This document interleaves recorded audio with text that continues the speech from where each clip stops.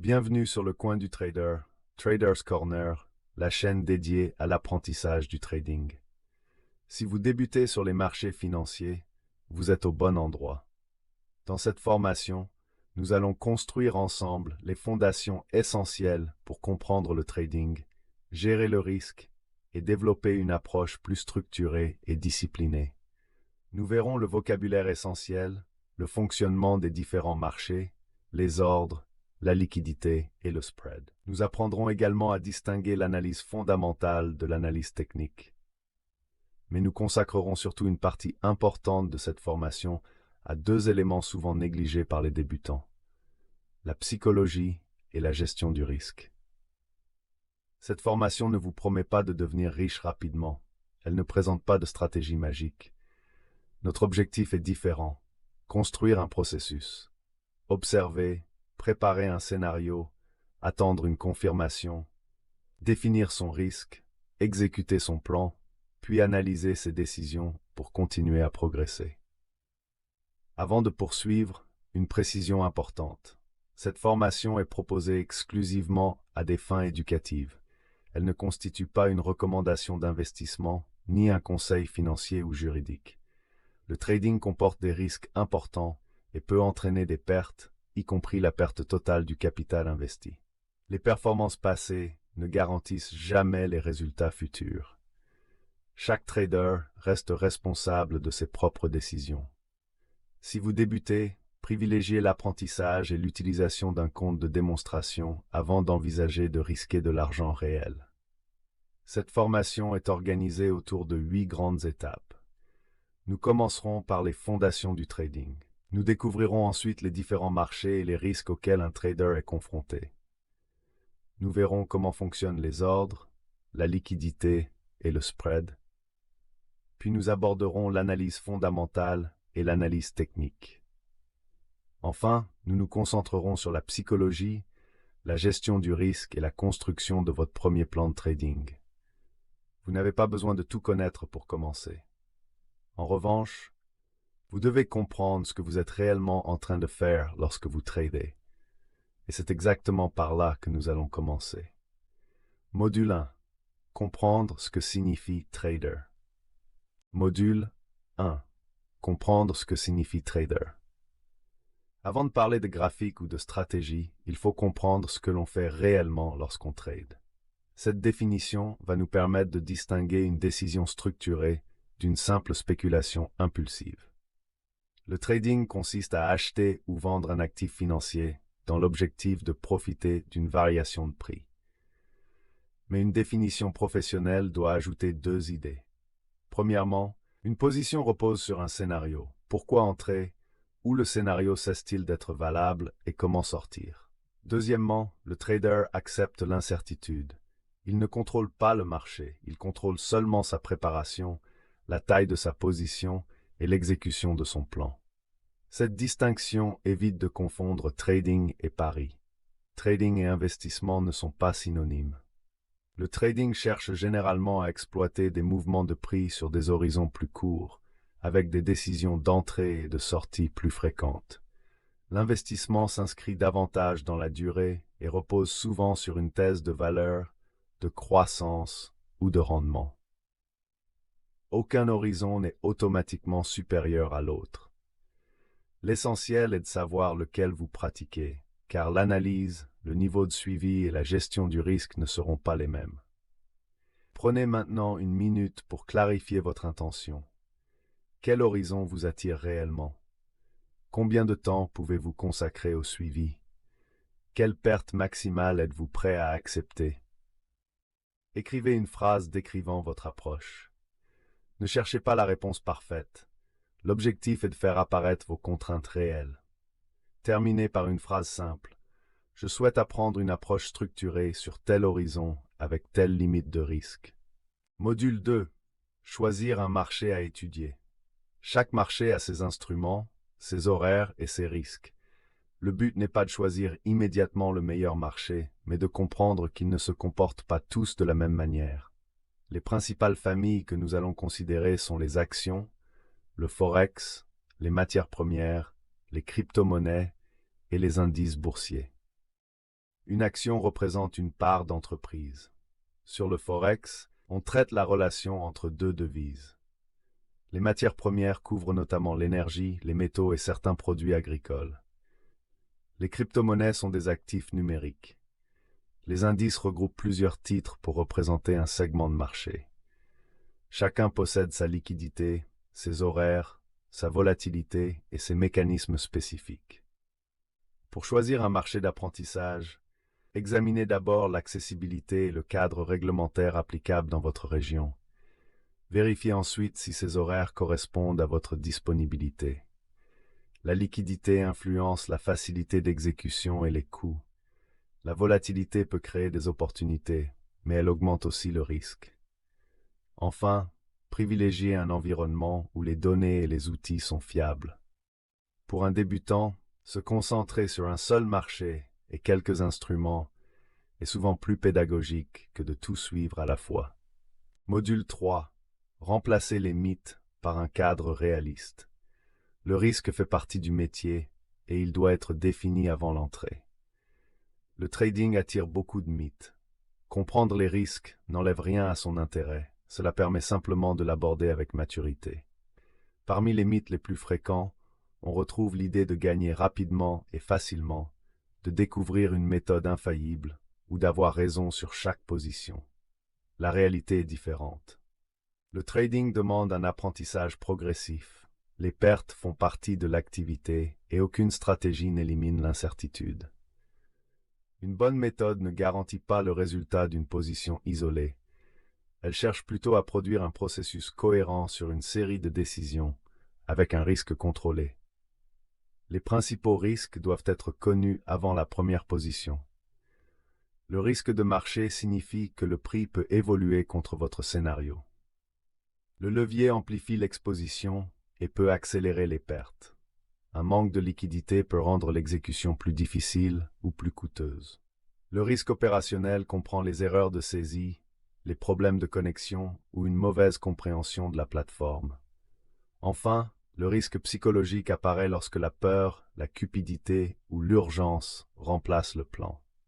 Ces risques peuvent se combiner. C'est pourquoi la préparation précède toujours l'entrée. Module 4. Comprendre l'exécution. Un bon scénario peut être mal exécuté si les ordres et les coûts sont mal compris. Nous allons maintenant passer de l'idée de marché à l'exécution concrète. Les ordres, la liquidité et le spread déterminent comment une intention devient une transaction réelle. Chaque ordre répond à une intention différente. Un ordre au marché donne la priorité à l'exécution au meilleur prix disponible, sans garantir un prix exact. Un ordre limite fixe un prix maximum pour acheter ou minimum pour vendre, mais il peut ne pas être exécuté. Le stop-loss prépare une sortie lorsque le scénario est invalidé. Le take-profit prépare une sortie sur un objectif. Ces ordres ne remplacent pas le jugement. Leur rôle est de traduire un plan en instructions claires et de réduire les décisions improvisées pendant la position. Le bid correspond au prix auquel des acheteurs sont prêts à acheter. L'ask correspond au prix auquel des vendeurs sont prêts à vendre. La différence entre les deux est le spread, un coût implicite de transaction. La liquidité décrit la facilité avec laquelle un actif peut être acheté ou vendu. Lorsque la liquidité est faible ou que le marché évolue rapidement, l'écart et le prix d'exécution peuvent devenir moins favorables. Le trader doit donc intégrer les coûts et la qualité d'exécution dans son plan. Passons maintenant à une démonstration sur TradingView. Nous allons uniquement observer l'interface, repérer les prix, bid et ask, préparer un ordre limite fictif et identifier les champs du stop-loss et du take-profit sans transmettre aucun ordre réel.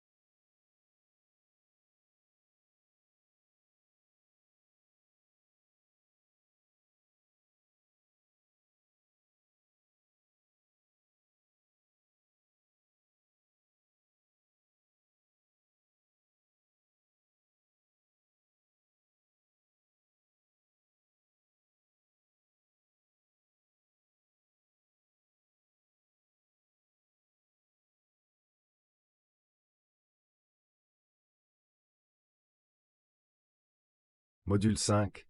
Lire le contexte fondamental. Les prix réagissent aux anticipations, aux nouvelles et à l'économie. L'analyse fondamentale cherche à comprendre les forces économiques et financières susceptibles d'influencer un actif. Elle ne donne pas une certitude. Elle aide à replacer le mouvement de prix dans son contexte. L'analyse fondamentale relie l'actif à son environnement. Pour l'économie, on observe notamment l'inflation, les taux, la croissance et l'emploi. Pour une entreprise, on s'intéresse aux résultats, aux revenus, aux marges et aux perspectives communiquées. Le contexte sectoriel, la concurrence, la réglementation et les événements inattendus peuvent également modifier les anticipations. Le point essentiel est que le marché réagit souvent moins aux chiffres isolés qu'à l'écart entre ce qui était attendu et ce qui est annoncé. À vous de jouer. Choisissez un instrument que vous suivez en démonstration. Consultez un calendrier économique reconnu ou la page officielle de l'entreprise concernée. Repérez les événements programmés qui pourraient influencer la volatilité. Notez l'heure, la source et votre règle personnelle. Par exemple, vous pouvez décider de ne pas ouvrir une nouvelle position juste avant une annonce importante. L'exercice ne consiste pas à prévoir la réaction du marché, mais à éviter d'être surpris par un événement connu à l'avance. Module 6. Lire le graphique sans chercher la certitude. Le graphique organise les observations. Il ne prédit pas parfaitement l'avenir. L'analyse technique utilise le prix, le temps et parfois le volume pour structurer une lecture du marché. L'objectif n'est pas de transformer le graphique en boule de cristal, mais de définir des scénarios observables. Une lecture technique simple commence par la structure. Observez si les sommets et les creux progressent, reculent ou évoluent sans direction claire.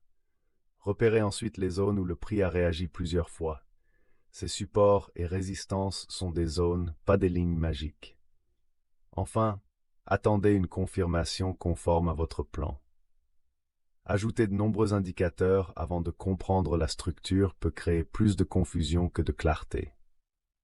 Le graphique doit aider à prendre une décision, pas à justifier une envie déjà présente.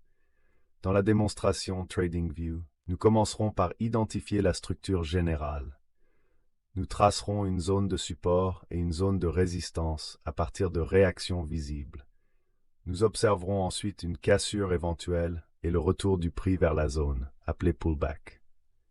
Enfin, nous définirons ce qui constituerait une confirmation et ce qui invaliderait le scénario. Cet exemple historique sert à apprendre une méthode d'observation. Il ne promet pas que le même schéma produira le même résultat à l'avenir. À vous de jouer ensuite en 4 phrases.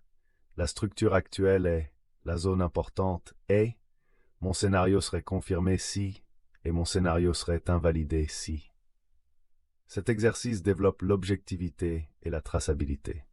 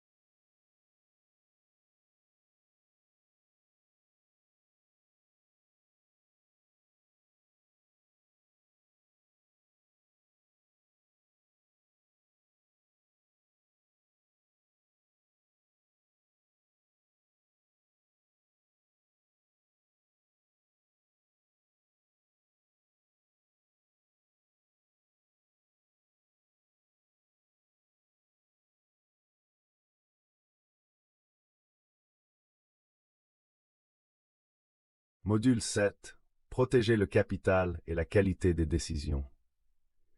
La psychologie et la gestion du risque travaillent ensemble. Une stratégie ne peut pas compenser durablement une prise de risque excessive ou une exécution émotionnelle. Les émotions deviennent dangereuses lorsqu'elles remplacent le plan. La peur peut provoquer une sortie prématurée ou empêcher d'agir lorsque les conditions sont pourtant réunies.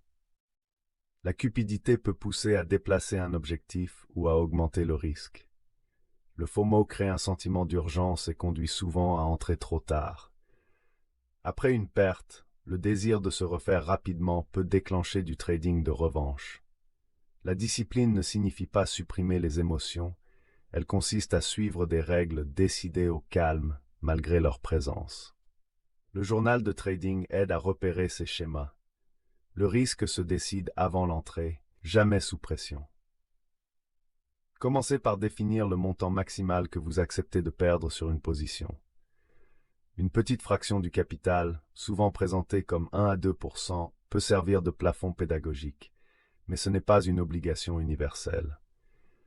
Le stop-loss se place là où le scénario est invalidé, puis la taille de position est adaptée à cette distance. Un ratio risque-rendement d'au moins 1 pour 2 peut servir de filtre. Mais il ne suffit pas sans probabilité, coût et discipline. Pour calculer conceptuellement la taille, déterminez d'abord le risque monétaire accepté à partir du capital et du pourcentage de risque. Mesurez ensuite le risque par unité entre l'entrée envisagée et le stop-loss. Divisez le risque monétaire par le risque par unité pour obtenir une taille théorique, puis adaptez-la aux règles de l'instrument, au lot disponible, aux frais et à votre plateforme. Dans notre troisième démonstration TradingView, nous utiliserons l'outil position longue ou position courte pour identifier l'entrée, le stop et l'objectif et lire le ratio affiché. Si le risque est trop important, réduisez la taille ou abandonnez le scénario. Ne déplacez pas arbitrairement le stop pour rendre le calcul plus séduisant.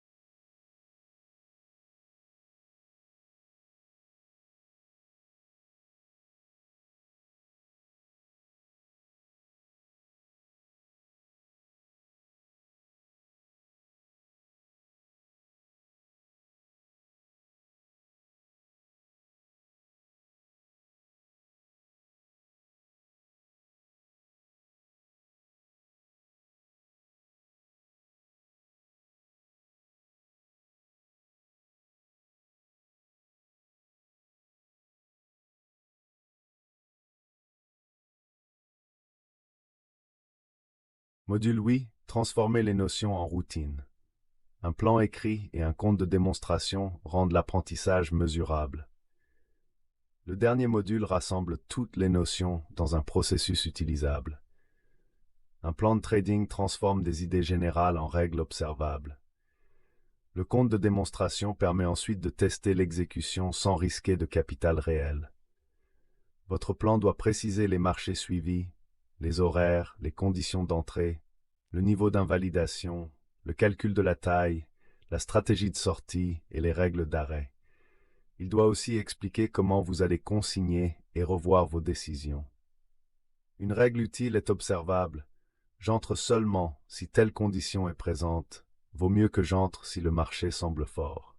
Le plan ne supprime pas les pertes. Il rend vos décisions comparables et améliore la qualité de votre apprentissage. Le compte de démonstration est un laboratoire, pas un jeu. Il sert à apprendre la plateforme, tester les ordres et répéter une méthode. Appliquez les mêmes règles que vous souhaiteriez respecter avec de l'argent réel. Tenez un journal et conservez des captures avant et après chaque décision. Évaluez d'abord le respect du processus. Scénario clair, risque défini, ordre correct, sortie conforme. Un résultat positif obtenu en violant le plan n'est pas une bonne exécution. Un résultat négatif conforme au plan peut fournir un apprentissage utile. Construisez maintenant votre première routine. Avant la session, vérifiez le calendrier, marquez les zones, écrivez votre scénario et fixez votre risque.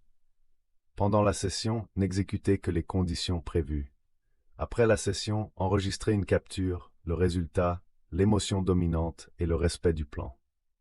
Une fois par semaine, cherchez les erreurs répétées et choisissez une seule amélioration prioritaire. Cette boucle vaut davantage qu'une accumulation d'indicateurs sans méthode. Merci d'avoir suivi cette formation. Prenez le temps de refaire les exercices, de construire votre plan et de pratiquer sur un compte de démonstration. Rappelez-vous, le but n'est pas de prédire chaque mouvement, mais de préparer des scénarios, d'attendre une confirmation, de limiter le risque et d'apprendre de chaque décision. Ne cherchez pas à prédire le marché. Attendez la confirmation, protégez votre capital et respectez votre plan.